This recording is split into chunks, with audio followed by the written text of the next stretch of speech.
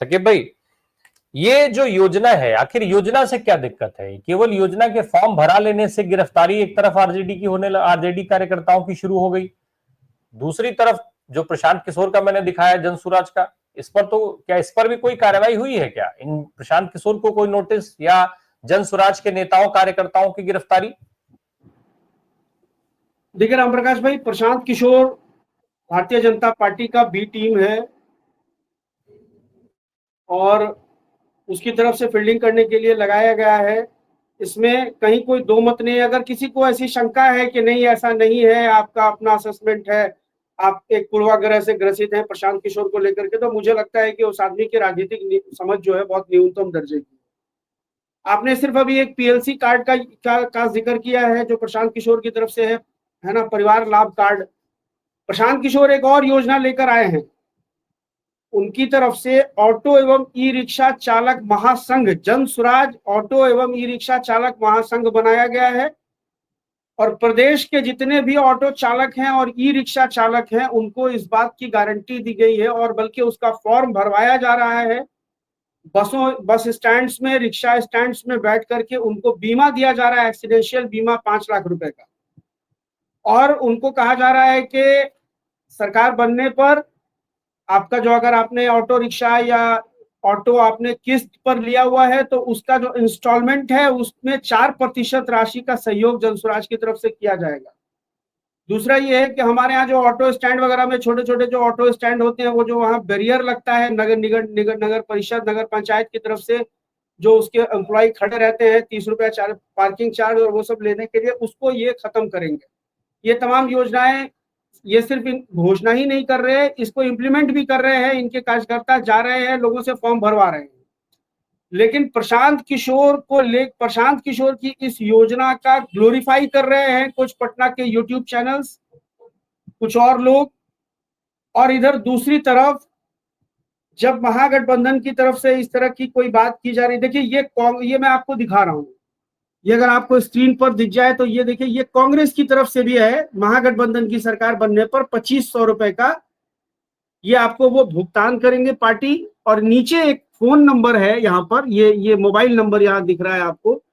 इस फॉर्म को भरने के बाद उनसे कहा जा रहा है कि इस मोबाइल नंबर पर आप एक मिस्ड कॉल मार दीजिए ताकि एक डेटा उनके पास सेव हो जाए और आपको एक मैसेज आ जाए कि ठीक है, आपका एप्लीकेशन जो है या आप जो है आपका निबंधन हो गया है इस योजना के लिए। यही काम राष्ट्रीय जनता दल की तरफ से भी हो रहा है। राष्ट्रीय जनता दल और तेजस्वी ने तो माई बहन सम्मान योजना का की घोषणा मुझे लगता है आज से 6 महीना पहले की है और लगातार राजद के कार्यकर्ता जो है उसका फॉर्म भरवा रहे हैं। कैंप लगा करके गांव ग्राम में जाकर के महिलाओं को फॉर्म दिया जा रहा है और उस फॉर्म में कुछ भी नहीं है राम प्रकाश भाई। उनका नाम है, उनका पता है, उनका एक मोबाइल नंबर है, इससे आगे कुछ भी नहीं है। कोई उनका अकाउंट डिटेल, कोई उनकी बहुत ज्यादा निजी जानकारी, कोई फोटो उनकी, ऐसा कुछ भी नहीं लिया जा रहा है। उनसे ये कहा जा रहा है, अलबत्ता ये जरूर कहा जा रहा है कि जो मोबाइल नंबर आप फॉर्म पे लिख रही हैं उसी मोबाइल नंबर से आप एक बार वो जो नीचे दिया हुआ नंबर है उस पर एक मिस्ड कॉल कर दे और ये जो नंबर आप इनरोल कर रही है, इस फॉर्म में भर रही है, इस नंबर को आपको चालू रखना है। इतनी सी बात उनके कार्यकर्ताओं के द्वारा कही जा रही है। ये किसी भी राजनीतिक दल के जिसको सामने चुनाव लड़ना है या नहीं भी लड़ना है, एक राजनीतिक दल का अपना संवैधानिक अधिकार है कि वो अपनी योजनाओं का प्रचार प्रसार करे कि अगर उसकी सरकार आती है, अगर उसको जनता मत देती है, जब वो सरकार में आएंगे तो जन कल्याण के लिए उनका ये विजन, वो इसमें कोई असंवैधानिकता नहीं है, कोई गैर कानूनी काम नहीं है, कोई निजी जानकारी किसी से नहीं ली जा रही है कि उसका मिसयूज हो जाए। लेकिन सम्राट चौधरी धमका रहे हैं कि हम एफआईआर करेंगे, हम ये करेंगे, हम वो करेंगे और कानूनी कार्रवाई करेंगे। लेकिन सम्राट चौधरी इस कानूनी कार्रवाई का आधार नहीं बता सकते। और तेजस्वी यादव ने बिल्कुल सही कहा है कि कोई अधिकारी अगर किसी कार्यकर्ता को फॉर्म भरवाने के लिए जेल लेके जाता है, उस अधिकारी को कोर्ट में घसीटने के बाद उस अधिकारी के पास कोई जवाब नहीं हो सकता है। कोई दुनिया का वकील जो है कोर्ट में उसका जुर्म साबित नहीं कर सकता है जिस कार्यकर्ता को वो जेल में लेके जाएगा। क्या ये कोई कानूनन जुर्म है? क्या कोई पॉलिटिकल पार्टी अपनी योजनाओं का प्रचार प्रसार नहीं करेगी? उसका काम उसके बायलॉज में होता है। ये चुनाव आयोग के द्वारा मिला हुआ उसको अधिकार है, उसके नियम कायदे में है ये चीजें कि आप अपनी योजनाओं का प्रचार प्रसार करें। जन कल्याण की जो योजनाएं हैं, आप दंगा फसाद का प्रचार प्रसार कर सकते हैं सकीब भाई। और दूसरा ये कि सम्राट चौधरी साहब जो कह रहे थे, प्रशांत किशोर जो कह रहे थे, वो चुनाव प्रचार में नहीं आएगा, केवल आरजेडी महागठबंधन जो करेंगे वही चुनाव प्रचार में आएगा, मुकदमा दर्ज करने योग्य अपराध माना जाएगा वो।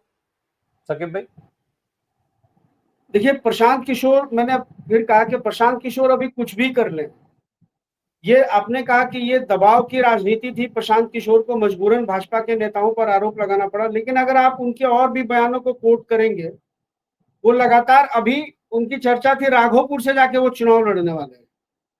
अभी बीच में एक चर्चा शुरू हुई थी कि वो और राघोपुर से, डीसीएम होते हुए भी इतनी लाठी डंडे छटकाए जा रहे हैं, लोग पीटे जा रहे हैं, अभ्यर्थी मारे जा रहे हैं, संविदा कर्मी मारे जा रहे हैं, उस पर नहीं बोलते हैं। नेताओं की, नहीं भाजपा अब, नेताओं की हत्या हो जा रही है, उस पर नहीं बोलते हैं।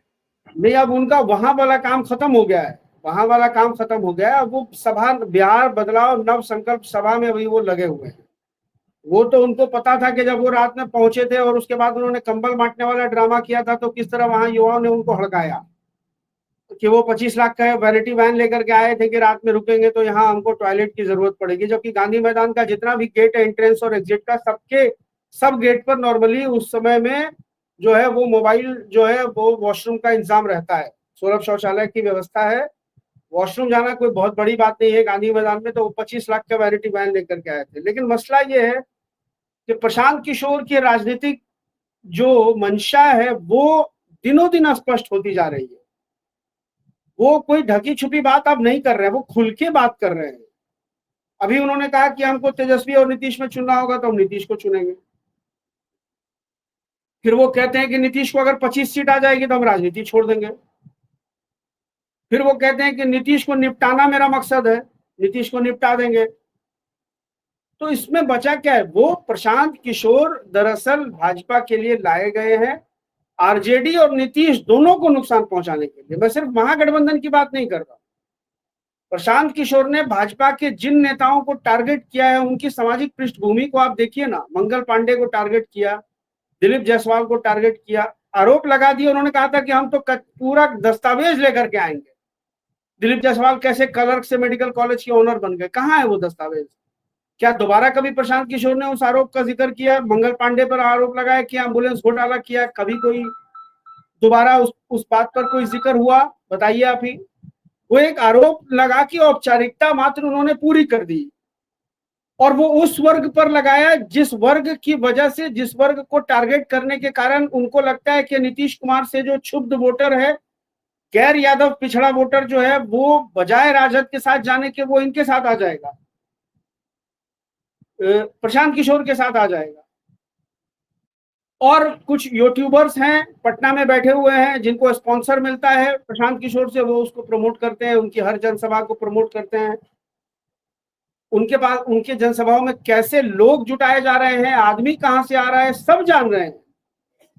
आपको याद होगा अन्ना आंदोलन, रामलीला मैदान में तरह तरह के तमाशे होते थे, और वहां कौन नहीं जानता है कि फोर्ड फाउंडेशन और विवेकानंद फाउंडेशन के कार्यकर्ता लगे हुए थे, और उसके पीछे धन बल और जनबल की शक्ति किसकी थी? तो धन बल और जनबल की शक्ति यहां भी उन्हीं लोगों की है जो अन्ना आंदोलन को स्पॉन्सर कर रहे थे।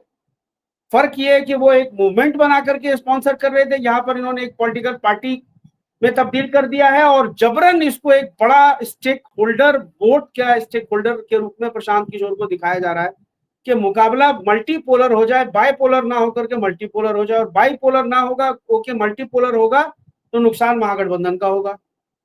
क्योंकि जो क्षुब्ध वोट है एंटी इनकम्बेंसी की वजह से, नीतीश की वजह से जो जो क्षुब्ध वोटर है एनडीए से, वो बजाय महागठबंधन के जाने के उसका कुछ हिस्सा प्रशांत को मिल जाएगा।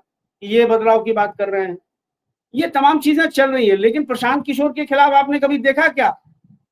आप बता दीजिए, भाजपा का कोई नेता आक्रामक रूप से प्रशांत किशोर के खिलाफ बयान देता है? सम्राट चौधरी, दिलीप जायसवाल ने बयान दिया हो सम्राट चौधरी के खिलाफ, मंगल पांडे ने बयान दिया कोई सम्राट चौधरी के खिलाफ आक्रामक रूप से कि हम कोर्ट ले जाएंगे, मुकदमा कराएंगे उनके कार्यकर्ताओं पर? भाई, उनकी तो पूरी प्राइवेट लिमिटेड कंपनी है पॉलिटिकल पार्टी के नाम पर, उसके पेड वर्कर्स हैं, जिले जिले में 10-10, 12-12 की संख्या में पेड वर्कर्स हैं जो होटल में रहते हैं उनका फूडिंग लॉजिंग सब बेयर करती है पार्टी, और वो जाकर के कन्विंसिंग कर रहे हैं गांव गांव में। पार्टी पदाधिकारी संगठन से अलग उनका एक पेड वर्कर है, एक जो एक कॉर्पोरेट उनके साथ है, उस कॉर्पोरेट की ताकत पर उनकी पॉलिटिक्स चल रही है। तो वो तमाम चीजें, लेकिन यहाँ मसला ये है कि आपके पास कोई मुद्दा नहीं है। आज अनुराग ठाकुर पटना आए और आते ही उन्होंने कहा कि सनातन विरोधी है तेजस्वी यादव और राहुल गांधी, एमके स्टालिन को अपने मंच पर जगह देते हैं।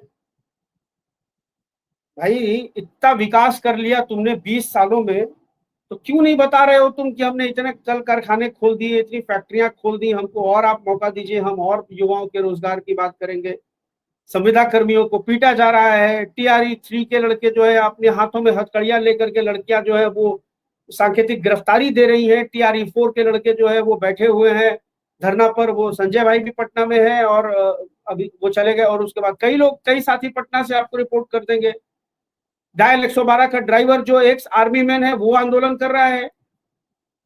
वो सड़कों पर है हफ्तों से कि भाई हमारा जो है समान काम समान वेतन निर्धारित किया जाए, हमारा इंश्योरेंस कार्ड बनाया जाए, हमको बीमा दिया जाए। तमाम मांगों को लेकर के वो धरना प्रदर्शन कर रहा है। और ये जो आउटसोर्सिंग वाले हैं संविदा कर्मी, जिनको इन्होंने 7-8 हजार को तो निकाल दिया, टर्मिनेट कर दिया है। आप एक झटके में एक व्यक्ति को, एक तो आप राज्य कर्मी का दर्जा उसको नहीं दे रहे हो, कॉन्ट्रैक्चुअल पे रखा हुआ है उसको, उसके स्किल का आप उसके स्किल का एक्सप्लॉयटेशन कर रहे हो ठेका प्रथा के नाम पर। 30,000-32,000 रुपया उसको महीना देते हो तुम, उसमें वो 6-7 आदमी का परिवार चलाता है, उसको तुमने एक झटके में टर्मिनेट कर दिया है। और वो बात करना चाहते हैं तो उन पर लाठियां चलवा रहे हो, उनके नेताओं को जेल भेज रहे हो, बेऊर जेल भेज रहे हो, उनका सर फाड़ दे रहे हो, महिलाओं के साथ बदसलूकी कर रहे हो। और तुमको स्टालिन की चिंता हो रही है, सनातन धर्म की चिंता हो रही है। वो लड़के जो नौजवान लड़के लड़कियां जो पटना की सड़कों पे बैठे हैं, धूप में बारिश में मच्छर काट रहा है उनको, भूखे प्यासे जो आंदोलन कर रहे हैं, वो सनातनी नहीं है क्या?